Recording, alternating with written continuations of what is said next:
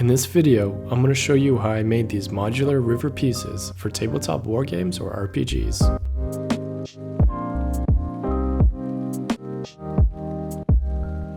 I enjoy playing a lot of different tabletop games. One of my favorites is a game called Rangers of Shadowdeep. An upcoming mission that I wanted to play requires a river, so I decided this would be a good opportunity to make one and film the process. I'm going to be building my river out of XPS foam. This is a durable, rigid foam that I enjoy building most of my things out of. Feel free to substitute with the material of your choice if you're following along. I start off by cutting the foam down in width to 5 inches. The length of these pieces are going to be 12 inches since I plan to have 3 panels that span the full tabletop. The foam is then sliced in thirds using a jig. Thin materials such as cardstock or foam board can be used as a substitute here. At this thickness, they have a low profile, but also maintain quite a bit of durability. Riverbanks are created by cutting 2 cm strips at a similar thickness foam. These are then glued onto larger pieces using a thin strip of wood glue.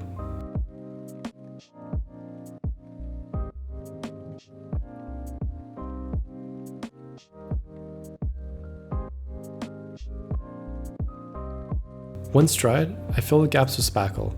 It's important to use a sandable filler since there will be a lot of that in the next step.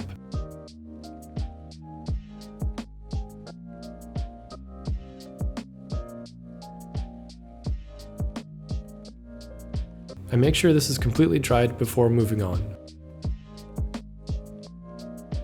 Next, I grab some sandpaper and start shaping these pieces. The great thing about using foam is its ability to be sanded to the shape of choice.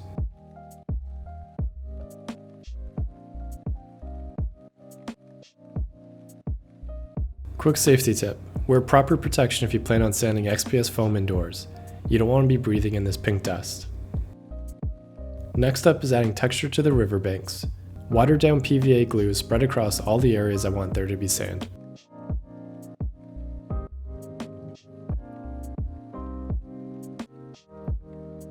The sand I use is a mix of different grain sizes. It's applied all over the banks, including the shallower part of the river.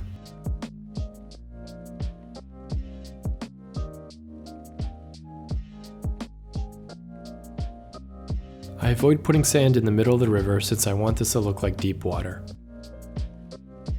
The river is then given a quick tap to get rid of any excess sand. Time for painting. I'm covering all the ground areas in nutmeg brown by apple barrel. I water this down slightly to help it apply over the sand. This ended up needing 2 coats in total.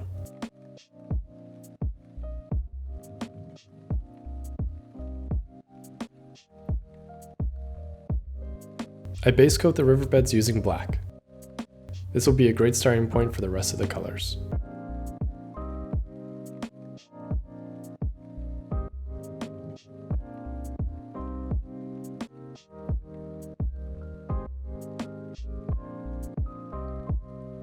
I'm going to be using a mix of blue and green craft paints for the river. I want the majority of the rivers to be dark green teal, which I get by mixing a few paints together. Craft paint brands don't have the largest selection of colors, but they can be mixed for a more interesting palette.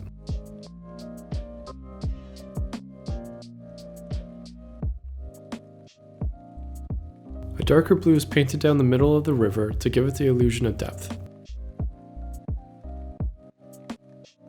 Adding black to any of these colors instantly darkens the hue. I add a bit to bump up the contrast.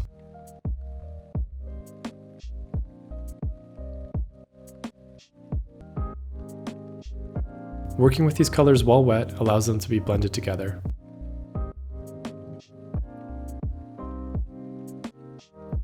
Next is the beige color, which is used to dry brush onto the ground areas to pick out all the detail. For those unfamiliar, dry brushing is when you remove the majority of the paint from the brush before application. I noticed the colors of the river were drying with pretty low contrast, so I mixed up a brighter teal color for the shallow parts.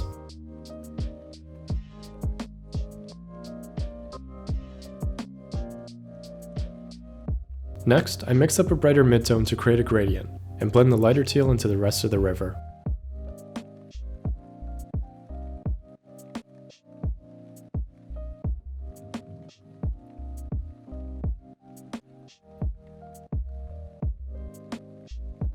The river is quite matte looking right now. To make it look more like water, I'm going to be using gloss Mod Podge.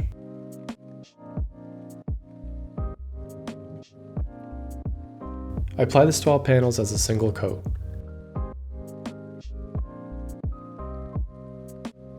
I'm being careful to avoid the riverbanks since I don't want those to look glossy.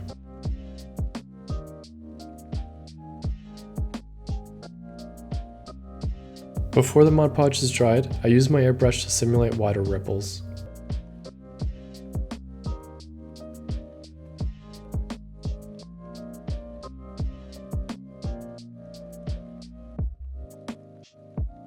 Gloss Mod Podge dries completely clear and gives the surface a reflective quality that looks just like water.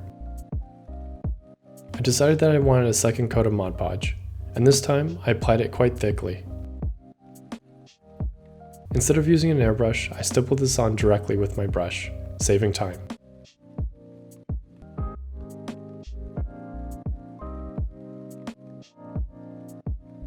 I noticed that the thickest parts of the second coat did not dry entirely clear.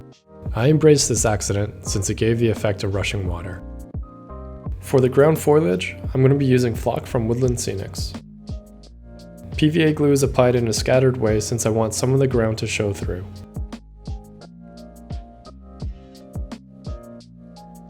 I recommend placing a clean surface underneath to catch the excess flock that doesn't stick.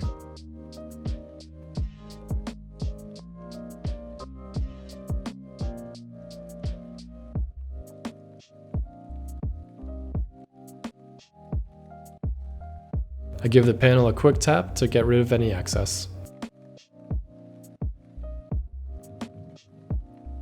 A cardboard box makes for an easy cleanup. I want the grass to have a bit of variation, so I'm using clump foliage in small chunks. These clumps are applied with a small amount of PVA.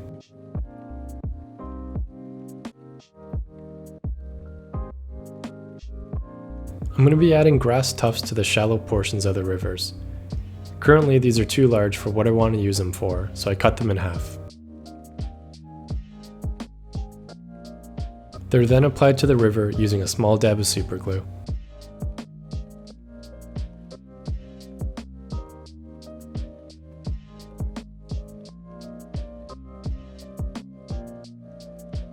Next is adding a few stones to the middle of the river for some visual interest. The cork stones I'm using are from the Army Painter brand. These are also stuck down with a small dab of super glue.